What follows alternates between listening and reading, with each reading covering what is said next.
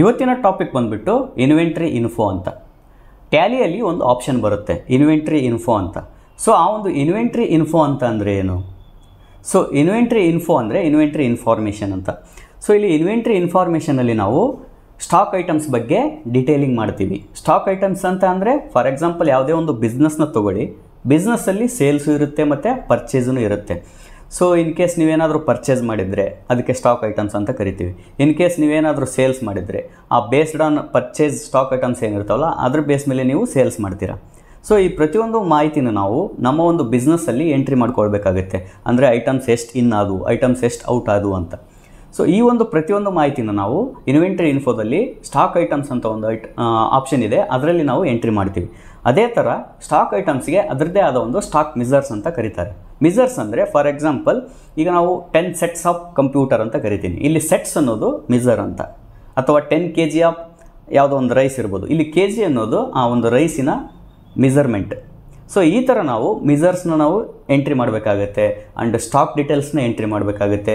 ಈ ಥರ ನಾವು ಎಂಟ್ರಿ ಮಾಡೋದ್ರಿಂದ ಏನು ಉಪಯೋಗ?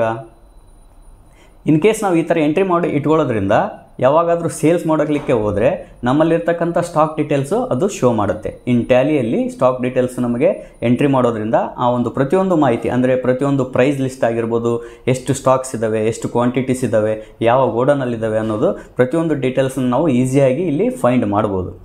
ಓಕೆ, ಹಾಯ್ ಎವ್ರಿವನ್, ನಾನು ನಿಮ್ಮ Sagar. Welcome to mech tip channel. ಈ ಒಂದು ಸ್ಟಾಕ್ ಐಟಮ್ ಬಗ್ಗೆ ನಾನು ಒಂದು ಸಣ್ಣ ಪ್ರಾಬ್ಲಮ್ ಮುಖಾಂತರ ನಿಮಗೆ ಎಕ್ಸ್ಪ್ಲೇನ್ ಮಾಡಲಿಕ್ಕೆ ಹೋಗ್ತಾ ಇದ್ದೀನಿ.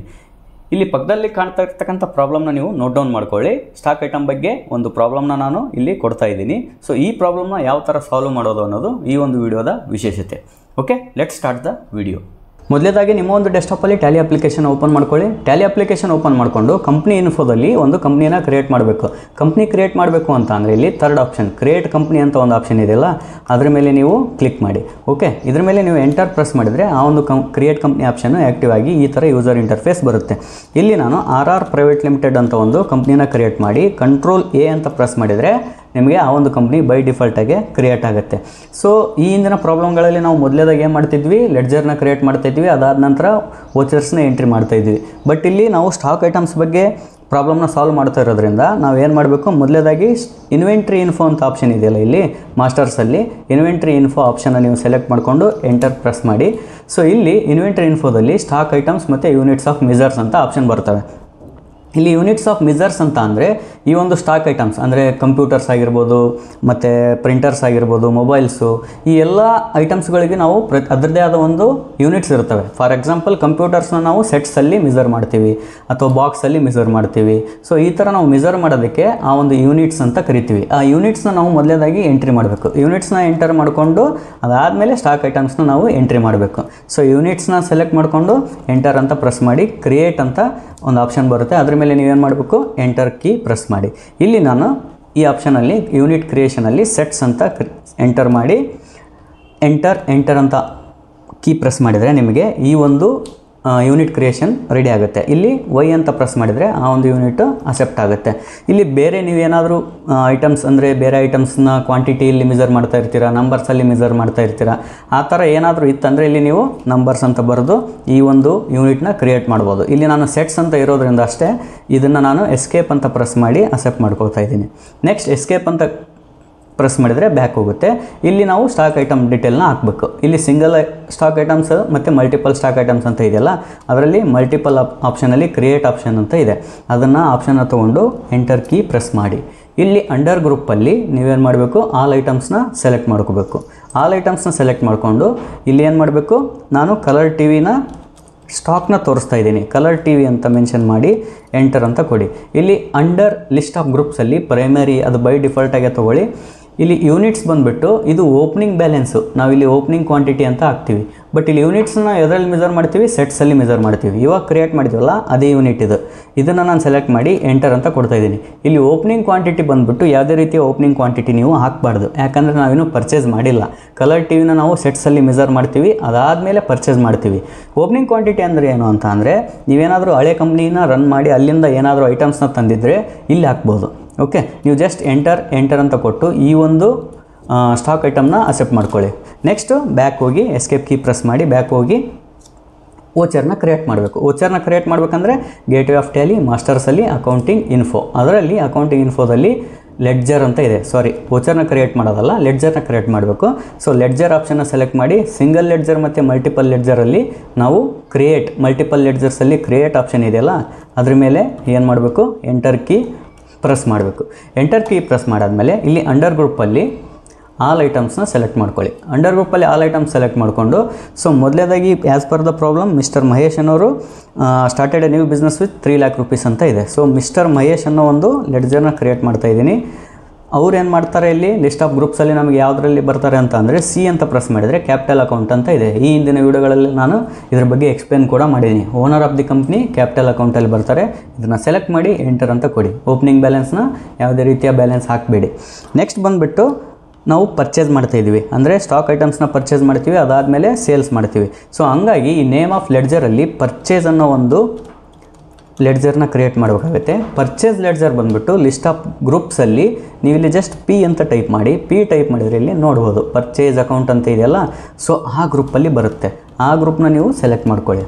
ಅದೇ ಥರ ಸೇಲ್ಸ್ ಮಾಡ್ತೀವಿ, ಆಮೇಲೆ ಸೇಲ್ಸ್ ಅಂತ ನೀವು ಟೈಪ್ ಮಾಡಿ ಇಲ್ಲಿ ಲಿಸ್ಟ್ ಆಫ್ ಗ್ರೂಪ್ಸಲ್ಲಿ ಜಸ್ಟ್ ಎಸ್ ಅಂತ ಟೈಪ್ ಮಾಡಿದರೆ ನಿಮಗೆ ಇಲ್ಲಿ ಸಮ್ ಲಿಸ್ಟ್ ಬರ್ತವೆ. ಸೇಲ್ಸ್ ಅಕೌಂಟ್ ಅಂತ ಇದೆಯಲ್ಲ ಆ ಒಂದು ಆಪ್ಷನ್ ನೀವು ಸೆಲೆಕ್ಟ್ ಮಾಡಬೇಕು. ಸೇಲ್ಸ್ ಬಂದುಬಿಟ್ಟು ಸೇಲ್ಸ್ ಅಕೌಂಟು, ಪರ್ಚೇಸ್ ಬಂದುಬಿಟ್ಟು ಪರ್ಚೇಸ್ ಅಕೌಂಟಲ್ಲಿ ಬರುತ್ತೆ. ಸೊ ಇದನ್ನು ನಾನು ಏನು ಮಾಡ್ತಿದ್ದೀನಿ, ಈ ಒಂದು ಲೆಡ್ಜರ್ನ ಎಂಟರ್ ಅಂತ ಕೊಟ್ಟು ಅಕ್ಸೆಪ್ಟ್ ಮಾಡ್ಕೋತಾ ಇದ್ದೀನಿ. ಅದಾದಮೇಲೆ ಎಸ್ಕೇಪ್ ಕೀ ಪ್ರೆಸ್ ಮಾಡಿ ಬ್ಯಾಕ್ ಹೋಗಿ. ಈ ಟ್ರಾನ್ಸಾಕ್ಷನ್ಸಲ್ಲಿ ನೀವು ವೋಚರ್ ಎಂಟ್ರಿ ಮಾಡಬೇಕು. ಇವಾಗ ವೋಚರ್ ಎಂಟ್ರಿ ಯಾವ ಥರ ಮಾಡ್ತೀರಾ, ಜಸ್ಟ್ ಆ ಒಂದು ಟ್ರಾನ್ಸಾಕ್ಷನ್ಸಲ್ಲಿ ಅಕೌಂಟಿಂಗ್ ವೋಚರ್ ಆಪ್ಷನ್ನ ಸೆಲೆಕ್ಟ್ ಮಾಡಿಕೊಂಡು ಎಂಟರ್ ಪ್ರೆಸ್ ಮಾಡಿ. ಸೊ ಇಲ್ಲಿ as per the problem mister Mahesh started a new business with 3 lakh rupees ಅಂತ ಇದೆ. ಸೊ ನಾವೇನು ಮಾಡಬೇಕು, ಅಕೌಂಟಲ್ಲಿ ಸ್ಪೇಸ್ ಕ್ಲಿಕ್ ಮಾಡಿದರೆ ಇನ್ನೊಂದು ನಾವೇನು ಮಾಡಬೇಕು, ಇಲ್ಲಿ ಪೇಮೆಂಟ್ ಅಂತ ಇದೆ. ಇಲ್ಲಿ ನಮಗೆ ಕಂಪ್ನಿಗೆ ದುಡ್ಡು ಬರ್ತಾ ಇದೆ. ಅದರಿಂದ ಈ ಒಂದು ವೋಚರ್ಸಲ್ಲಿ ನಾವು ಯಾವುದನ್ನ ಸೆಲೆಕ್ಟ್ ಮಾಡಬೇಕು, F6 ರಿಸಿಪ್ಟಲ್ಲಿ ಸೆಲೆಕ್ಟ್ ಮಾಡ್ಕೋಬೇಕಾಗುತ್ತೆ. ಪೇಮೆಂಟ್ ಅಂದರೆ ದುಡ್ಡು ಹೋಗ್ತಾ ಇದೆ ಅಂತ. ಸೊ ರಿಸಿಪ್ಟನ್ನ ಸೆಲೆಕ್ಟ್ ಮಾಡಿಕೊಂಡು ಇಲ್ಲಿ ನಾನೇನು ಮಾಡ್ತಾಯಿದ್ದೀನಿ, ಸ್ಪೇಸ್ ಕೊಟ್ಟರೆ ಲಿಸ್ಟ್ ಆಫ್ ಲೆಡ್ಜರ್ ಶೋ ಆಗುತ್ತೆ. ಕ್ಯಾಶ್ ಸೆಲೆಕ್ಟ್ ಮಾಡ್ಕೊತಾ ಇದ್ದೀನಿ. ಇಲ್ಲಿ ನೀವು ಸ್ಪೇಸ್ ಕ್ಲಿಕ್ ಮಾಡಿ, ಇಲ್ಲಿ ಲಿಸ್ಟ್ ಆಫ್ ಲೆಡ್ಜರ್ ಶೋ ಆಗುತ್ತೆ. ಮಹೇಶ್ ಅನ್ನೋರು ಏನು ಮಾಡ್ತಾ ಇದ್ದಾರೆ, ನಮಗೆ ಕ್ಯಾಶ್ನ ಕೊಡ್ತಾ ಇರೋದ್ರಿಂದ ಆ ಒಂದು ಕಂಪ್ನಿಗೆ ಇನ್ವೆಸ್ಟ್ ಮಾಡ್ತಾ ಇದ್ದಾರೆ. 3 lakh rupeesನ ನೀವು ಎಂಟ್ರಿ ಮಾಡಿ ನೀವು ಈ ಒಂದು ವೋಚರ್ನ ಅಕ್ಸೆಪ್ಟ್ ಮಾಡ್ಕೊಳ್ಳಿ. ಅದಾದಮೇಲೆ ನಾವು ಪರ್ಚೇಸ್ ಮಾಡ್ತಾಯಿದ್ದೀವಿ. ಪರ್ಚೇಸ್ ಅನ್ನೋದು ಯಾವ ಥರ ಮಾಡಬೇಕು, ಇಲ್ಲಿ ಪರ್ಚೇಸ್ ಅಂತ ಒಂದು ಆಪ್ಷನ್ ಇದೆ, ಇಲ್ಲಿ ನೋಡ್ಬೋದು ನೀವು ಅಕೌಂಟಿಂಗ್ ವೋಚರ್ಸಲ್ಲಿ ಪರ್ಚೇಸ್ ಅಂತ ಒಂದು ಆಪ್ಷನ್ ಇದೆಯಲ್ಲ, F9 ಕ್ಲಿಕ್ ಮಾಡಿದರೂ ಇದು ಆ್ಯಕ್ಟಿವ್ ಆಗುತ್ತೆ. ಸೊ ಪರ್ಚೇಸ್ನ ಸೆಲೆಕ್ಟ್ ಮಾಡಿದರೆ ಇಲ್ಲಿ ಪರ್ಚೇಸ್ ಅಂತ ಬರುತ್ತೆ. ಅದಾದಮೇಲೆ ಇಲ್ಲಿ ಸಪ್ಲೈಯರ್ಸ್ ಇನ್ವಾಯ್ಸ್ ನಂಬರ್ ಅಂತ ಇದೆ. ಇದು ಎಲ್ಲ ಪರ್ಚೇಸ್ ಡೀಟೇಲ್ಸ್ನ ನೀವು ಇಲ್ಲಿ ಹಾಕಬೇಕು. ನಾನು ಇದು ಜಸ್ಟ್ ಸ್ಕಿಪ್ ಮಾಡಿ ಎಂಟರ್ ಅಂತ ಕೊಡ್ತೀನಿ. ಡೇಟ್, ಪರ್ಚೇಸ್ ಡೇಟ್ ಹಾಕಬೇಕಾಗತ್ತೆ. ಸೊ ಪ್ರತಿಯೊಂದು ಇಲ್ಲಿ ನೀವು ನೋಡ್ಬೋದು. ಈ ಒಂದು ಪರ್ಚೇಸ್ನ ನಾವು ಕ್ಯಾಶ್ ಥ್ರೂ ಮಾಡ್ತಾ ಇದ್ದರೆ ಕ್ಯಾಶ್ನ ಸೆಲೆಕ್ಟ್ ಮಾಡ್ತೀವಿ. ಇನ್ ಕೇಸ್ ಪಾರ್ಟಿ ನೇಮ್ ಅಂತ ಇದೆ ನೋಡಿ, ಇಲ್ಲಿ ಪಾರ್ಟಿ ನೇಮ್ ಅಂತ ಅಂದರೆ ಯಾರ್ದಾದ್ರೂ ನೇಮ್ ಕೊಟ್ಟು ಅವ್ರ ಕಡೆಯಿಂದ ಪರ್ಚೇಸ್ ಮಾಡ್ತಾ ಇದ್ದೀವಿ ಅಂತ ಅಂದರೆ ಇಲ್ಲಿ ಪಾರ್ಟಿ ನೇಮ್ ಹಾಕಬೇಕಾಗುತ್ತೆ. ಇಲ್ಲಿ ಯಾವುದೇ ರೀತಿಯ ಪಾರ್ಟಿ ನೇಮ್ ನಮಗೆ ಕೊಟ್ಟಿಲ್ಲ, ಹಂಗಾಗಿ ನಾನು ಡೈರೆಕ್ಟ್ ಕ್ಯಾಶ್ ಅಂತ ಸೆಲೆಕ್ಟ್ ಮಾಡ್ಕೊತಾ ಇದ್ದೀನಿ.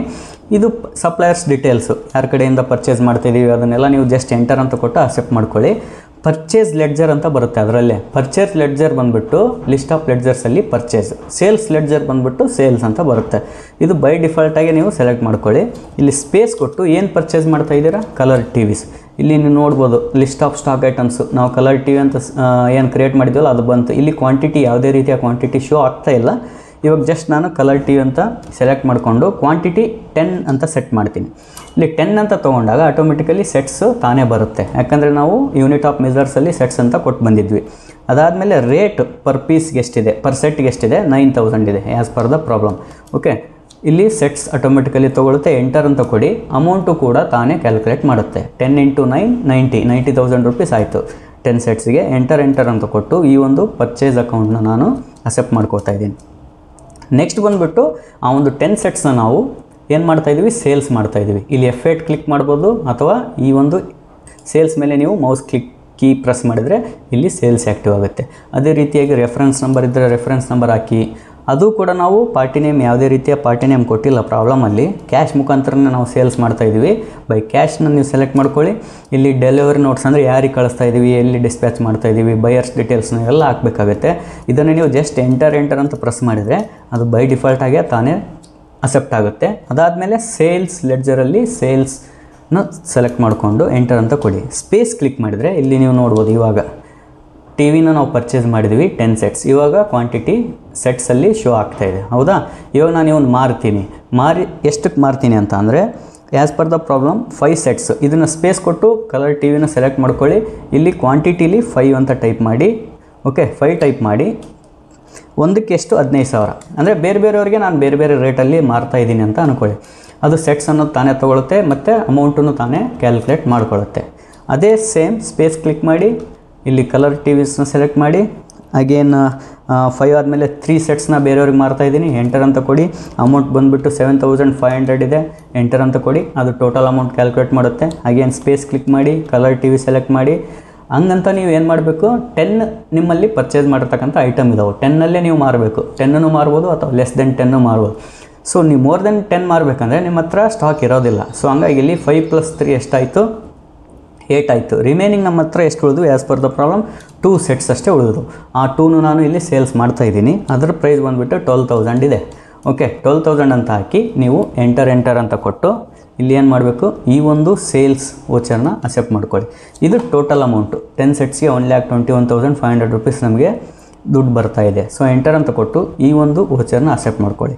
ಫೈನಲಾಗಿ ಎಸ್ಕೇಪ್ ಕೀ ಪ್ರೆಸ್ ಮಾಡಿದರೆ ನೀವು ಇಲ್ಲಿ ರಿಪೋರ್ಟ್ಸ್ ಅಂತ ಆಪ್ಷನ್ ಇದೆಯಲ್ಲ, ಅದರಲ್ಲಿ ಬ್ಯಾಲೆನ್ಸ್ ಶೀಟ್ ಅಂತ ಇದೆ. ಆ ಬ್ಯಾಲೆನ್ಸ್ ಶೀಟ್ನ ನೀವು ಚೆಕ್ ಮಾಡಬೇಕಾಗತ್ತೆ. ಅಂದರೆ ಪ್ರಾಫಿಟ್ ಆಗಿದೆಯೋ ಲಾಸ್ ಆಗಿದೆಯೋ ಕಂಪ್ನಿ. ಇದನ್ನು ನಾನು ಎಂಟರ್ ಅಂತ ಕೊಟ್ಟರೆ ಇಲ್ಲಿ ನೀವು ನೋಡ್ಬೋದು ಪ್ರಾಫಿಟ್ ಆಗಿದೆ ಕಂಪ್ನಿ. ಯಾಕಂದರೆ ಪ್ರಾಫಿಟ್ ಆ್ಯಂಡ್ ಲಾಸ್ ಅನ್ನೋದು ಲೆಫ್ಟ್ ಸೈಡಲ್ಲಿ ಬಂದಿದೆ. ಸೊ ಪ್ರಾಫಿಟ್ ಆ್ಯಂಡ್ ಲಾಸ್ ಅನ್ನೋದು ಲೆಫ್ಟ್ ಸೈಡ್ ಬಂತಂದರೆ ನಮಗೆ ಪ್ರಾಫಿಟ್ ಅಂತ ಅರ್ಥ. ಸೊ ಅದೇನಾದರೂ ರೈಟ್ ಸೈಡ್ ಬಂತಂದರೆ ಕಂಪ್ನಿ ಅಂಡರ್ ಲಾಸ್ ಅಂತ ಅರ್ಥ. ಓಕೆ, ಸೊ ಅದೇ ಥರ ಇಲ್ಲಿ 31,000 ರೂಪೀಸ್ ಯಾವ ಥರ ನಮಗೆ ಲಾಭ ಆಯಿತು. So capital account 3 lakh rupees ಮಹೇಶನವರು ಇನ್ವೆಸ್ಟ್ ಮಾಡಿದ್ರು. ಕರೆಂಟ್ ಪ್ರಾಫಿಟ್ ಆ್ಯಂಡ್ ಲಾಸ್ನ ನೋಡಬೇಕು ಅಂತ ಅಂದರೆ ಇಲ್ಲಿ ಕರೆಂಟ್ ಅಸೆಟ್ಸ್ ಒಂದು ನೋಡೋಣ. ಕರೆಂಟ್ ಅಸೆಟ್ ಅಂತ ಕ್ಲಿಕ್ ಮಾಡಿದರೆ ಕ್ಲೋಸಿಂಗ್ ಸ್ಟಾಕ್ ನೋಡಿರಿ, ಯಾವುದು ಏನೂ ಇಲ್ಲ. ಅಂದರೆ 10 ಐಟಮ್ ಪರ್ಚೇಸ್ ಮಾಡಿದ್ವಿ, 10 ಐಟಮ್ ನಾವು ಮಾರಿಬಿಟ್ವಿ. ಅಂದರೆ ಯಾವುದೇ ಐಟಮು ಉಳಿದಿಲ್ಲ, ಅದಕ್ಕೆ ಕ್ಲೋಸಿಂಗ್ ಸ್ಟಾಕ್ 0 ಇದೆ. Cash in hand 3,31,500, 3 lakh investment, 31,500 profit. So ಪ್ರಾಫಿಟನ್ನು ನೀವು ಇಲ್ಲಿ ಚೆಕ್ ಮಾಡ್ಕೋಬೋದು ಕೂಡ. ಸೊ ಈ ಥರ ಇಲ್ಲಿ ನೀವು ನೋಡ್ಬೋದು. ಓಪನಿಂಗ್ ಸ್ಟಾಕ್ ನಾವು ಎಷ್ಟಕ್ಕೆ ತೊಗೊಂಡಿದ್ವಿ, 90,000ಗೆ ತೊಗೊಂಡಿದ್ವಿ. ಪ್ಲಸ್ ನಮಗೆ ಬಂದಿರೋದು ಪ್ರಾಫಿಟ್ಟು 31,500. ಅಂದರೆ ಮಾರಿದ್ದು ಅಮೌಂಟು 1,21,500. ಸೊ ಇಷ್ಟು ಅಮೌಂಟ್ ನಮಗೆ ಪ್ರಾಫಿಟ್ ಆಗಿದೆ. ಸೊ ಆ ಥರ ನಾವು ಸೇಲ್ಸು ಮತ್ತು ಪರ್ಚೇಸನ್ನು ನಾವು ಸ್ಟಾಕ್ ಐಟಮ್ಸ್ ಅಥವಾ ಇನ್ವೆಂಟ್ರಿ ಮ್ಯಾನೇಜ್ಮೆಂಟಲ್ಲಿ ಯಾವ ಥರ ಮೇಂಟೈನ್ ಮಾಡಬೇಕು ಅನ್ನೋದು ಈ ಒಂದು ಪ್ರಾಬ್ಲಮ್ನ solution. Okay, thanks for watching.